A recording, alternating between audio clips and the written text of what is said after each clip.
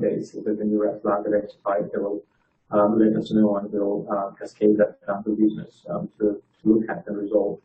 So we have no expiry dates now on our background checks unless we see that working that partially. So we have continuous monitoring from that point of view. Okay, and how do you handle, for example, the changes in the country risks? Because this is also one of the variables that probably should be taken into account. So we have a number of risks, more than 20 risks that we assess in our internal process. And we have a risk rating for every one of those across every country. And if we are alerted to a significant change, or at a time of regular update, we review those. So for ABAC, there is a very, very formal and rigorous way to look at the ABAC risk by country. In some of our other risk areas, it may be a bit more nuanced, where information from such as yourselves might really help. But that's how, so we've done 24 versions in the last 2.5 years, where we've looked at by commodity code, by the 700 odd codes that we've got versus the country. So there's 177,000 lines of data in our prioritization. So we've looked by country, by commodity code, by risk level, by risk, exactly where we think something fits in. Now, a lot of those are obviously very similar. There are high-risk countries, so they're all in specific kind of blocks.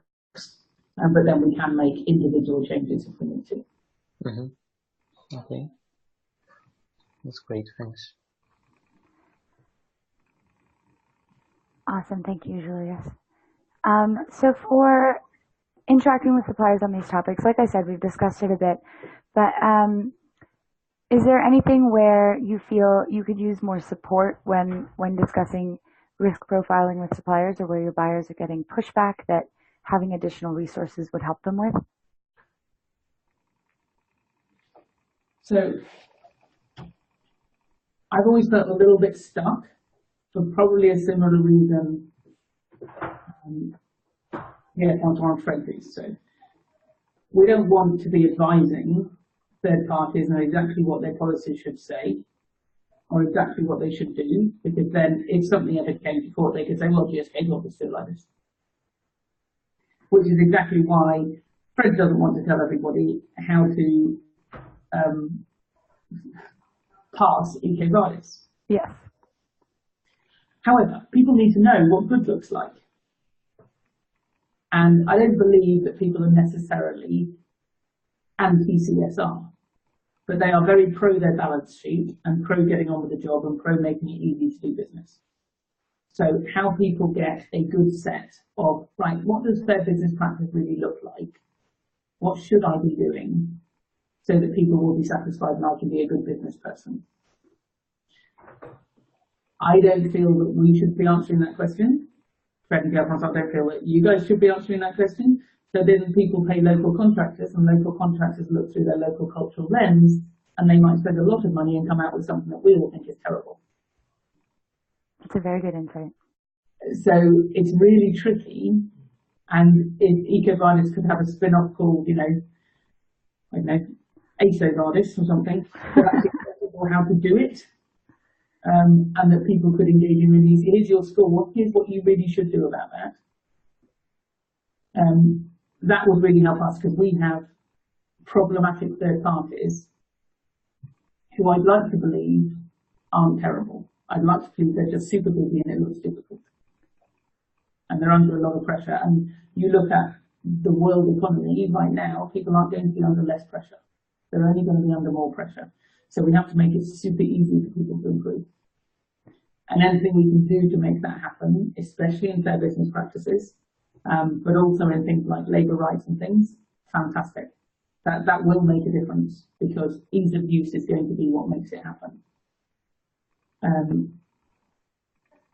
don't know if that's any part of what we're kind of talking about in terms of remit here, but if, for example, people could look at the data and say, right, this is where I sit, this is where the best in class sits, and here's examples of what they do, this is how I get there, that would be really useful for us, because we could point people at that to say, go look. You can now really easily find out, we'd like to work with you, but you're not good enough, but here's how you make yourself better.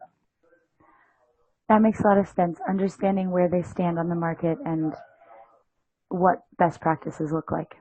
Yeah, and just what they should do. Like, here's the 3 verbs you should embrace. Yeah.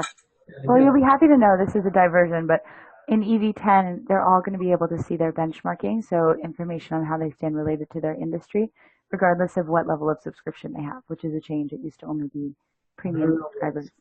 What your views are or your experiences are, to me, having a good compliance program, for example, is not just about having best-in-class written by clever consultant policy or code of conduct.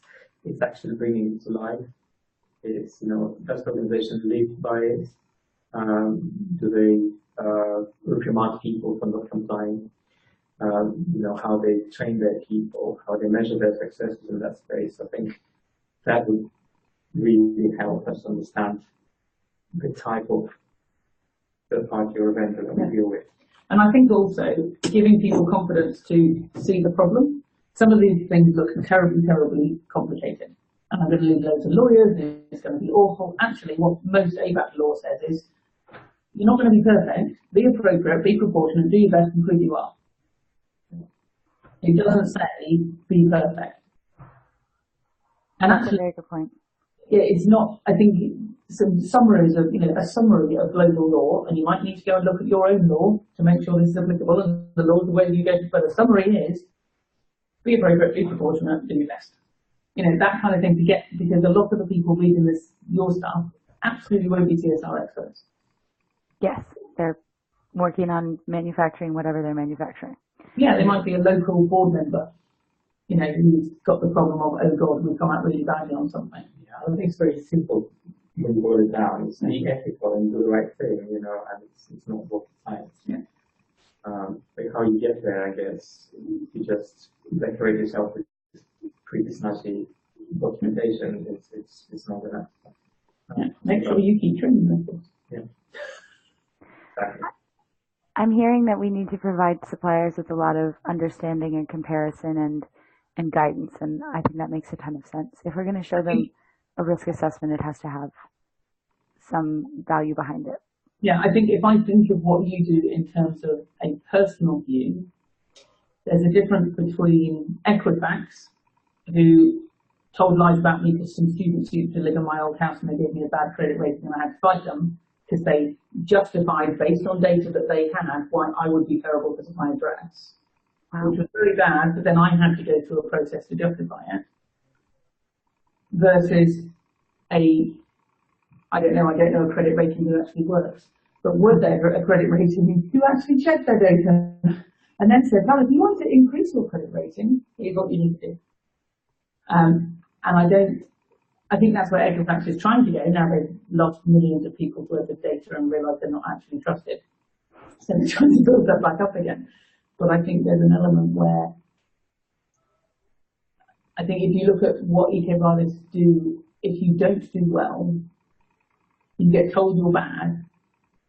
I'm not sure you get told very well how to improve. And at a personal level, somebody's running that part of the company, you're always going to have a bit of a personal backlash to that, which is probably why the re-engagement, the reassessment rate is quite low unless third parties, and I know we don't do enough, but unless your clients go and make them feel better about it and help them like other companies do, and some companies spend an awful lot of time doing that I don't believe GSK ever will do. Unless you do that, it's very difficult, I think, to get people out of an emotional funk. Because you kind of slap them around. You did all this stuff, you thought you'd come off well, you come off terribly. Slap them around the face, walk off. And I think if eco-varnists really want to fulfill its challenge of making the world a bit better, the people you need to focus on aren't the people who have already scored 47 and want to score 50. They're the people who scored 10. How do you get the people who scored 10 score 30? That's where you'll actually change labour rights locally. That's where you'll actually stop bribery happening. The 30 to 50 is still nice to have in most places in the world. Yeah, absolutely. I mean, the average score